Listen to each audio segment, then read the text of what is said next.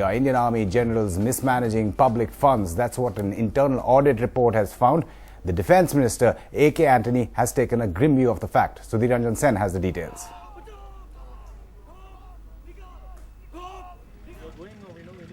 The audit, to begin with, the audit is on the special financial powers of the army commanders. They are top generals who run or are in charge of regions.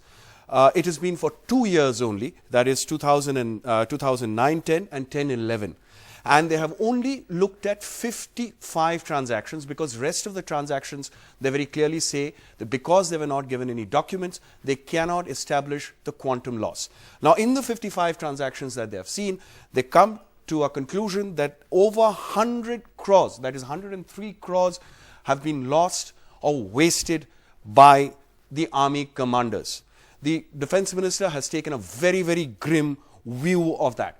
Very critically, what are the findings that we see from the audit report? That they find that there is a possibility that Chinese-made equipments are now floating around in the army, because the army did not follow its own guidelines when it was buying communication equipments. The audit observes there is an apprehension that the equipments were purchased from the grey market and perhaps are of Chinese origin. These purchases are in violation of the Army's own cybersecurity guidelines issued by the Military Intelligence and the Information Service. Next, what is the other critical observation by the Army audit? They have said that critical equipments have been bought not from the original manufacturers. Mind you, you have to buy more or less all equipments from the original manufacturers. Despite the fact that these funds are made for making immediate purchases or equipments without which you cannot really have the fighting capabilities intact of the army. Well, joining us from Chandigarh is Lieutenant General B.S. Jaswal, former Northern Army Commander, and also Sudhiranjan Sen in our studios. Good evening, General. How would you react to this? Pretty serious reports in this audit finding. Well, I don't agree with the audit finding at all. As a matter of fact, what they are saying, that not bought from registered vendors and Chinese components, probably they're talking about signal equipment. I think they were all, because it's part of the tender inquiry, they have to be registered vendors. And the one from whom we bought, I don't recall the name, but they are registered with the DGSND. The onus lies with the DGSND. They have approved the equipment. How do we know about it? But nevertheless, if we have bought it after thorough inquiry that the vendor is correct, the vendor is registered, it is DGSND approved, and then we have bought it. Right. So the General is pointing out that it's DGSND rates there. Anything you want to add there? Before we go to that, General, there are two other interesting findings in the audit report. One, it says that the bulletproof jackets that had been bought by the Northern Command, the quality of it was not acceptable even to the Army headquarters, despite that it was bought. Number two, the audit says that the financial officers posted in the commands are often intimidated by the military officers, preventing them from giving free and frank advice. How do you respond to that? I think I take umbrage to that statement. My IFA was involved, and the process of procurement, the file goes to him 5 times at least, if I'm not wrong. Now, as for the BPJ is concerned, to be frank, again, you asking me a question, I don't really remember. But I think it started somewhere in 2008 or something. The GSQRs were there. I'll give you the story of it. The central procurement has not taken place for very long, and their GSQR differed. There was an acute shortage in Northern Command of the bulletproof jackets. They were tested, they were sent to the DRDO lab, and that is the right agency to check them. And I do not recall any person who's been hit on the bulletproof jacket and the bullet is penetrated and there's a fatal casualty on it. So I don't understand as to how they levy this charge that the BPJs were substandard. So why would you think that an If in audit report case would the come things out are like not this? available, Right. just a sec. If you say you're contesting all I'll the tell claims you. there, why? Because we have also got a rejoinder from the No. army also, which is calling it half-truth. This is of course not our reportage, we're just reporting on an audit report. There may have been some difference as far as the GSQR is concerned, because the army headquarters got a very stringent GSQR. It takes 3 years for their procurement. General, if I can interrupt you If here, in case there has been a slight, if I can interrupt you, just General, a minute, Yeah. I'll tell you Go the ahead, go ahead, procedure. General, go ahead. I'll tell you the procedure. The GSQR, whatever is formulated from the command, is sent to the MGO for approval.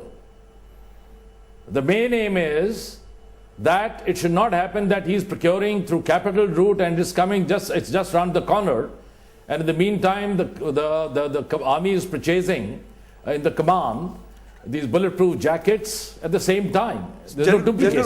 General, He point approves them taken. and then General, sends it. point taken. But another question which you know which has been raised in the audit report. Yeah. It says between the Northern Command and the Eastern Command, milk purchased over 94 crores, and yet the milk does not reach the forward positions. They very clearly say that 34 crores have been lost because of this. How do you respond to it? I don't think that this statement is right, even a bit of it. Right, you're You saying can you don't check think from it's the right. troops General, fallout of this It's audit not report, right. the fallout of this audit report seems to be that the Defence Ministry is stepping I don't in. understand from where they've got this. Right, it seems like the fallout will be that the Defence Ministry is stepping You in and check they from will the be troops. involved in this, General Jaiswal. No. The military has always had a problem with bureaucrats.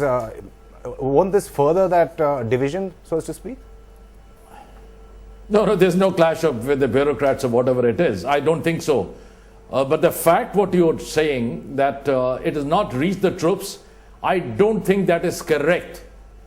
You should understand, if in case at any point it has not reached the troops in certain forward areas, weather plays a very, very important role where there are air droppings which are carried out. If in case it's not been able to be pushed forward like that, well, maybe an odd case, I don't deny it. But we have a push model, and in that we ensure that the stuff is there and the troops are stocked adequately, especially in the remote areas. So I don't know, this is totally unfounded report that the milk has not reached the troops.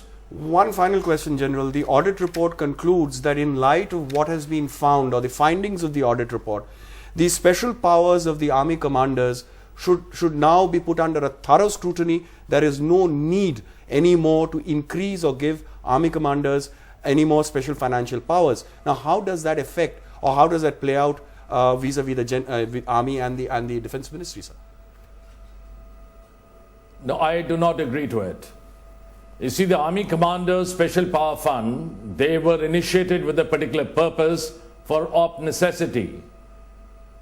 The Army Commander, in his vision, if he feels that there is something which is required by the troops urgently, which is not forthcoming through central procurement, he does the purchase. You should be clear that the central purchases, not of milk and all that, that's a yearly procedure, but of equipment, it takes 3 years. Even in our case, you know, it's almost the end of the year by the time we start placing the orders, because the process is such. What scrutiny? I'll give you the procedure. The validation at each stage. First, we go in for an op necessity, wherein the formations and the various branches, they put across the requirement as per the branch or as per the formation. Then there is a prioritization conference, which is there. And based on the priority, we forward it to the MGO, who approves it and sends it back to us. But General, in the prioritization also. But General, sorry to interrupt. In the report, it says that most of the purchases that were done by the commands did not reach before a year, or even in some cases 3 years. And they say that, you know, looking at the time when the goods finally reached, the audit goes on to say either the critical gaps remain, or the purchases were made where actually there were no need for these purchases. Quickly, sir, one last word. No, I don't think people sitting in Delhi can appreciate what is required by my troops in the forward line. How can someone sitting on the desk in Delhi comment on this kind of a thing? Right. I personally feel they have no idea under what conditions my troops function. The op necessity is best gauged by an operational man. On the ground. And that is the General reason Jaiswal. when we go on for op necessity, Right. yeah, You're saying that it For- shouldn't be decided by when we go someone for- on the desk, and in fact, some of the things that you're saying are also been given us with the army, which has sent us a I mean, the rejoinder whole saying it. philosophy then goes wrong. Right. General Jaiswal, former Northern Army Commander, thanks for joining us, sir, with your time. India's #1 news app. Just got even better. Download NDTV's new app. Fully optimized for retina display. Full screen view. Faster response time. And Sudoku. NDTV's new iPad app. Download now.